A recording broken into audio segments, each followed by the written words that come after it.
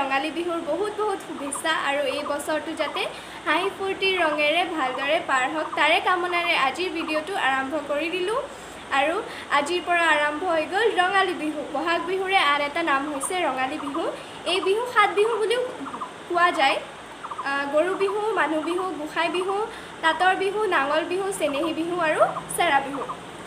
হ'লেও আমি কাম নোহোৱা অসমীয়া, আমি গোটেই বহাগৰ মাহটো পাৰ কৰি জেঠৰ মাহটো বিহুৱে কৰি থাকিম। যি নহওক, আজি বহাগৰ দুমাহী অৰ্থাৎ গৰু বিহু। যিহেতু আমি গাঁৱলীয়া, আমাৰ ঘৰতো কেইবাটাও গৰু আছে, গতিকে গৰু বিহুৰ কাৰণে কাকা আৰু পিতায়ে আজি এসপ্তাহমানৰ পৰা যোগাৰ কৰি ৰখা মাহ আৰু হালধি মায়ে ৰাতিয়েই ভিজাই পূৰা যোগাৰ কৰি থৈ দিছে। আৰু এয়া মায়ে পতাত পিচি আছে গৰুৰ কাৰণে আৰু লগতে মানুহৰ কাৰণেও।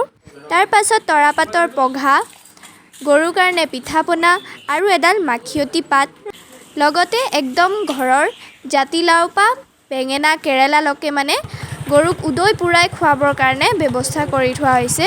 আৰু এই গোটেই বস্তুবোৰ লৈ আমি ওলাইছোঁ আমাৰ ফাৰ্ম হাউচলৈ। এইজনী হৈছে আমাৰ ঘাই গৰু, তাইক নিশ্চয় আজি ভালকৈ মাহ হালধি সানিবলৈ চেষ্টা কৰিম।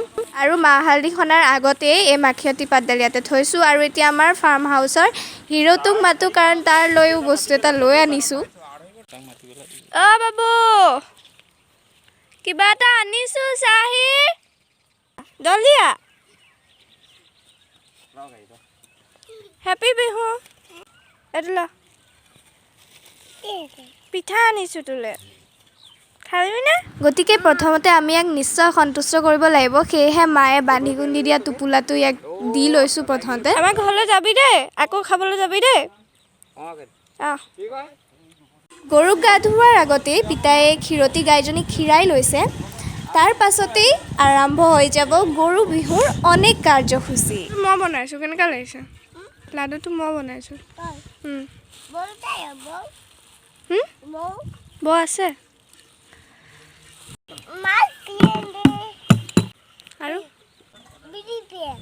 মাল পিয়েংগে হম তো মাল পিয়েংগে। প্ৰথমতে আমি গৰুকেইটাক মাহৰ এটা এটা ফুট দি লওঁ। এইজনী হৈছে আমাৰ ঘাই গৰু, গতিকে এই ফুটটো অকণ ডাঙৰকৈ দি লৈছোঁ। তাৰপাছত সৰু ডাঙৰকৈ সকলোকে এটা এটা, মানে চব গৰুকে এটা এটা ফুট দি লৈছোঁ। এয়া পিতায়ো লাগি গৈছে আৰু এইপিনে ভাইটিও লাগি গৈছে ফুট দিয়া। পিচি অনা হালধিখিনি দিয়া মিঠাতেল মিক্স কৰি লৈছে, কাৰণ যিমানেই বেছি তেল হয় ন, সিমানেই সানিবলৈ সুবিধা হয় আৰু গৰুৰ কাৰণেও ভাল। সেয়েহে পিতায়ে মিঠাতেল মিক্স কৰি লৈছে। পোনপ্ৰথমতে হালধি সনাৰ আগতে গৰুৰ শিঙত, মানে প্ৰত্যেকজনীৰ শিঙতেই মিঠাতেল সানি লৈছে। তাৰ পাছতে আমি আৰম্ভ কৰি দিছোঁ হালধি সানিবলৈ। এতিয়া আমি হালধি সানিবলৈ লাগি গৈছোঁ। প্ৰথমতে আমি ঘাই গৰুজনীক সানি ল'ম, তাৰ পাছত এটা এটাকৈ প্ৰত্যেকজনীকে সানিম।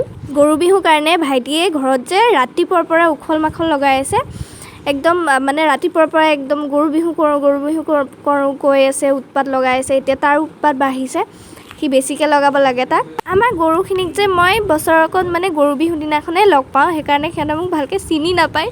এয়া মোক খুচিছেও সিহঁতে। আজিৰ দিনটোতেতো সিহঁতে গা ধুৱে ন, সেইকাৰণে টিকলুজনীকো লগাই, আমাৰ মাকজনীকো লগাই ঠিকছে মানে ৰগৰি আজি গা ধুৱাম, যাতে গোটেই বছৰটোৰ কাৰণে সিহঁতে চাফা হৈ যাওক।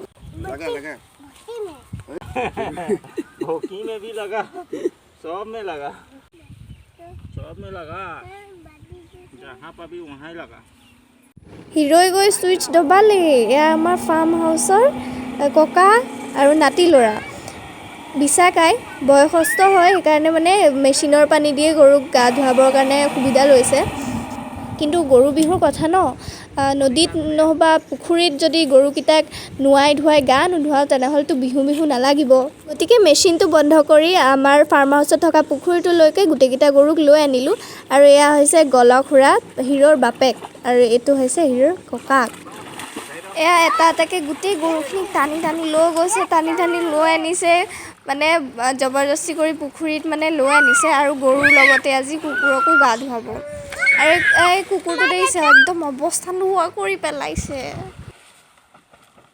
ইয়াতে গৰুক একে গা ধুৱাই লৈ নিজেও নামি গৈছে পুখুৰীত গা ধুবলৈ, বাপেক পুতেক ককাওক। আৰু এইপিনে দুটামান গৰু এতিয়াও আছে গা ধুৱাবলৈ, টানি জবৰদস্তি কৰি পুখুৰীত নমাই লৈছে আৰু এইটো হৈছে শেষৰটো গৰু এই গৰুটো নাযায় পুখুৰীলৈ বাট টানি টুনি হ'লেও মানে লৈ গৈছোঁ আৰু পুখুৰীলৈ গৰুক গা ধোৱা হ'ল তাৰ পাছতে আমি এতিয়া প্ৰথমতে গৰুক পিঠাখিনি খুৱাই ল'ম তাৰ পাছতহে আকৌ মানুহে খাব পায় তেল পিঠা বৰপিঠা খোলা পিঠা আৰু তিলৰ লাডু নাৰিকলৰ লাডু গোটেই ভাগে ভাগে লৈ আনিছোঁ আৰু সিহঁতেও একদম মজাকৈ খাইছে কাৰণ চব বস্তুবিলাকতো খাব পায়ে থাকে আৰু এইটোতো বছৰেকৰ মূৰত এবাৰ পায় ন চ' সিহঁতেও জানিছে মানে আজি সিহঁতৰ বিহু বুলি এতিয়া ইহঁতকতো পিঠাৰে পেট ভৰাব নোৱাৰি চ' মানে নিয়মটোহে কৰিছোঁ কিন্তু ঘৰত আকৌ সন্ধিয়াকৈ মানে লাও বেঙেনা চব ৰেডি কৰি থৈ দিছোঁ সন্ধিয়া যাব একদম ঠিকছে পেট ভৰাই খুৱাই দিম আৰু এয়া দেখিছে মাখিয়তী পাতেৰে বোলে কোবাব লাগে মাখিয়তী মাখি পাত মাখি মাৰো জাত জাত প্ৰত্যেককে মাখিয়তী পাতেৰে কোবাই লৈ আমি গৰুকেইটাক সেৱা কৰি গৰু বিহুৰ এটা কাৰ্যসূচী ইমানতে শেষ কৰিছোঁ এতিয়া আমাৰ আৰম্ভ হৈ যাব দ্বিতীয় কাৰ্যসূচী এতিয়া গৈ পটককৈ গা পা ধুই ল'লোঁ আৰু আমি ওলাই আহিলোঁ আমাৰ দ্বিতীয় কাৰ্যসূচীৰ কাৰণে এয়া আমাৰ বৰপুখুৰীপাৰ গাঁও ঐতিহাসিক বৰপুখুৰীপাৰ গাঁও আৰু অতি সংস্কৃতিবান গাঁৱত আজিৰ দিনটোত গাঁৱৰ প্ৰতিজন ডেকা গাভৰু ল'ৰা ছোৱালী আমি ওলাই আহোঁ আমাৰ নামঘৰৰ সন্মুখলৈ আৰু এইটো হৈছে আমাৰ লাইব্ৰেৰী ঘৰ স্বৰ্গীয় মনবৰনাথ স্মৃতি পুথিভঁৰাল ইয়াৰ সন্মুখতে আমাৰ ৰঙালী পতাকা উত্তোলন কৰা হয় প্ৰতি বছৰে আমাৰ গাঁৱৰ উন্নয়ন সমিতিৰ সভাপতি মহোদয় এয়া পতাকা উত্তোলন কৰিছে আৰু ইয়াৰ লগতে ঢোল পেঁপা গগনাৰে আমাৰ গাঁৱত আৰম্ভ হৈ গ'ল এয়া ৰঙালী উৎসৱ